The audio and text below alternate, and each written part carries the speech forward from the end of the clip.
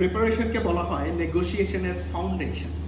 তাহলে নেগোসিয়েট করতে যাওয়ার আগে প্রিপারেশনের 4টা স্টেপস নিয়ে আপনাদেরকে কথা বলবো। 1 number, identify your own goals.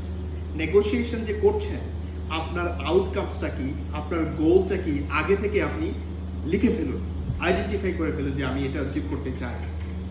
লেখার পরে 2 নাম্বার যে বিষয়টা সেটা হলো আপনার কাউন্টারপার্ট, তার ব্যাপারে রিসার্চ করুন, তার ওয়ান্টস, তার নিডস, তার পেইন পয়েন্টস, তার কনসার্নস, এগুলো বুঝুন, তার ডিসিশন মেকিং প্যাটার্নস কি সে চাচ্ছে এটা বোঝার চেষ্টা করুন। যখন আপনি জানবেন ডিটেলসটা, ওই মানুষটিকে জানবেন, ওই মানুষটির wants, needs, concerns, pain points এগুলো জানবেন, তখন আপনার নেগোসিয়েশন বা কমিউনিকেশন করাটা সহজ হয়ে যাবে।